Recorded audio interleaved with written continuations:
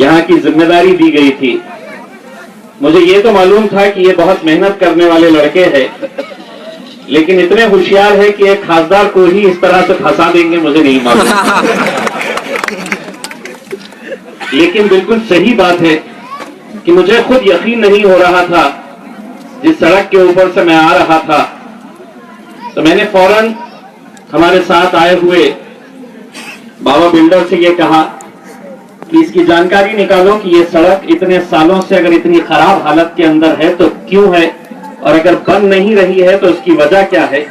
मैं आपको यकीन दिलाता हूं टेमकर साहब कि अगले 8 दिनों के अंदर इस सड़क के ताल्लुक से कुछ ना कुछ फैसला जरूर निकालेंगे। ये बहुत ही दुर्भाग्य की बात है, बहुत अफसोस की बात है जब मुझे ये जानकारी दी गई कि इस गांव के अंदर आजादी के बाद से कभी कोई खासदार आया नहीं। अफसोस इस बात का तो है, लेकिन आजादी के बाद कम से कम इम्तियाज जलील यहाँ पर आया है। पहला खासदार यहाँ पर आया था।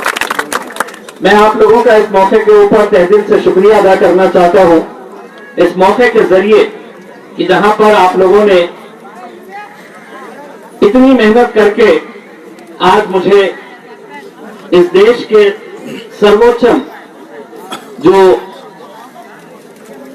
लोकसभा है वहां पर जाने का आप लोगों ने मुझे मौका दिया। इसके लिए मैं आप लोगों का तहे दिल से शुक्रिया अदा करता हूं। और आपने देखा होगा कि पिछले 1 साल में कि लोकसभा के अंदर चाहे वो शेतकरियों का मसला हो, शेतकरियों का प्रश्न हो, पानी का मसला हो, सड़क के बारे में बात करनी हो, मैंने लोकसभा के अंदर ये तमाम मुद्दे उठाया। और इसलिए उठाया कि मुझे मालूम है कि लोकसभा के अंदर अगर ये मुद्दे उठाए जाते हैं तो इसकी दखल ली जाती है, और जब दखल ली जाती है तो यकीनन अधिकारियों को इसके ऊपर काम करना पड़ता है, उसको जवाब देना पड़ता है। जैसा मैंने आज कहा कि अगर मैं एक 8 दिन के अंदर इस सड़क के बारे में पूरी जानकारी हासिल करूंगा,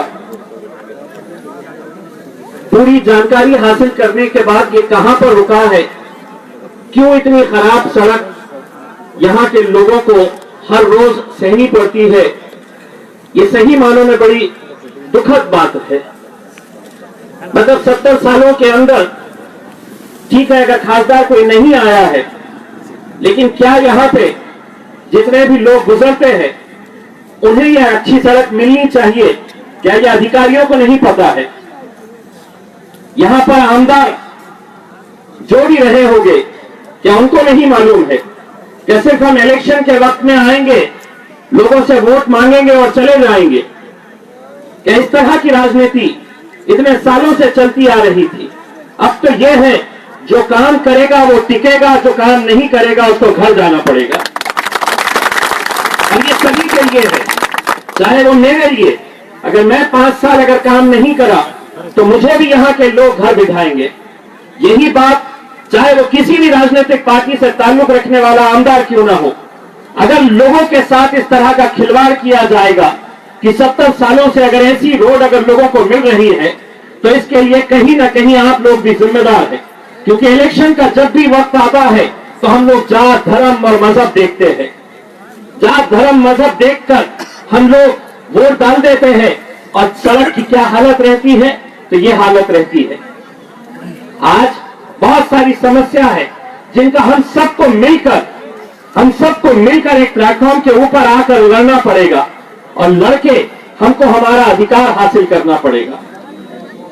मुझे आज खुशी है कि यहाँ पर नौजवानों का जोश मैंने जो देखा, जितने सारे लड़के थे जो बड़े बड़े नारे लगा रहे थे, मुझे खुशी हुई कि ये जोश देखकर। लेकिन अब मेरी जिम्मेदारी बनती है कि जिस जोश के साथ आप लोगों ने मुझे लोकसभा के अंदर भिजाया है, आप लोगों की सड़क बनाने की जिम्मेदारी अब ये मेरी रहेगी। और मैं आपको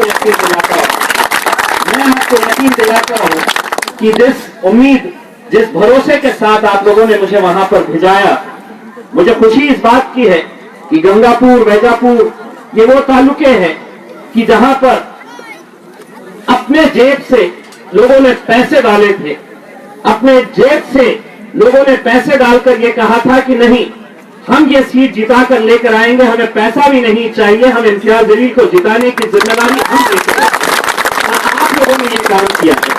मैं जिंदगी भर भी अगर आप लोगों का एहसानमंद रहा तो वो कम रहेगा। मैं आप लोगों का इस मौके के ऊपर तहे दिल से शुक्रिया अदा करना चाहता हूं। एक बार फिर से कहना चाहूंगा, ईमानदारी से मुझे बता दे कि आप लोग कबड्डी के लिए मुझे बुलाए थे या सड़क दिखाने के लिए बुलाए थे, मुझे पता नहीं है।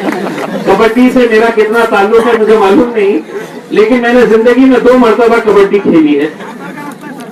2014 में कबड्डी खेली थी और उसके बाद 2019 के अंदर कबड्डी खेला हूं मैं। और अब मुझे अच्छा खासा हुनर आ गया है कि किसको कैसे चित किया जाता है।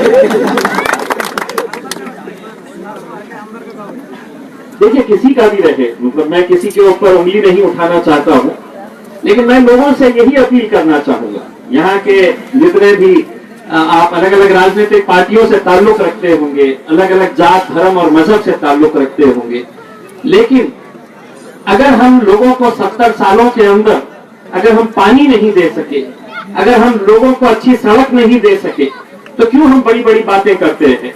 क्यों हम 5 सालों के बीच में आते हैं, 5 साल के बाद आते हैं, अपनी झोली फैलाकर कुछ ना कुछ ऐसे ऐसे मुद्दे निकाल कर लेकर आ जाते हैं कि जहां पर लोग बहक जाते हैं और फिर क्या हाल होता है आप अच्छी तरह से जानते हैं।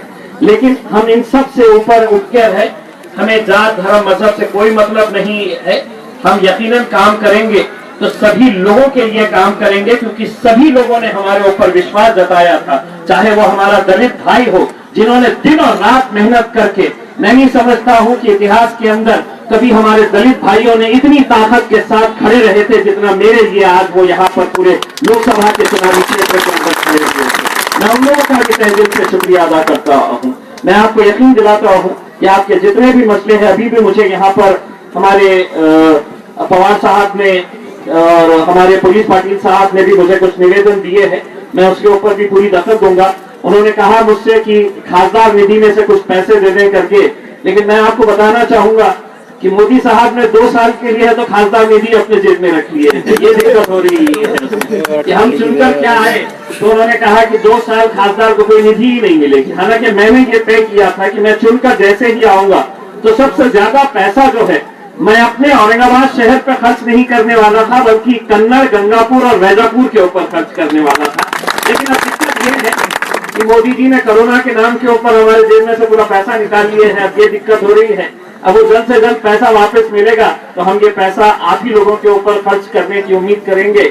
मोदी साहब के ऊपर आने वाले अधिवेशन के मौके के ऊपर हम लोग ये मांग करने वाले हैं कि हमारा पैसा हम अपने लिए तो नहीं, हमारे ही चुनावी क्षेत्र के अंदर हम खर्च करते हैं, उसकी इजाजत हमें दी जाए।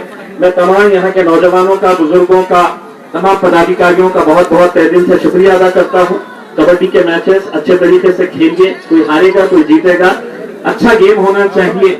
हार से कोई मतलब नहीं होता है, अगर एक बार हारेंगे तो दोबारा जीत कर आएंगे, जो दोबारा और ताकत के साथ लड़ेंगे, लेकिन एक अच्छा हो, कोई भी किसी तरह की कोई चीटिंग ना हो, अच्छे तरीके से किसको चिट करना है, किसको पट करना है, आप लोग तय करिएगा। बहुत बहुत शुक्रिया।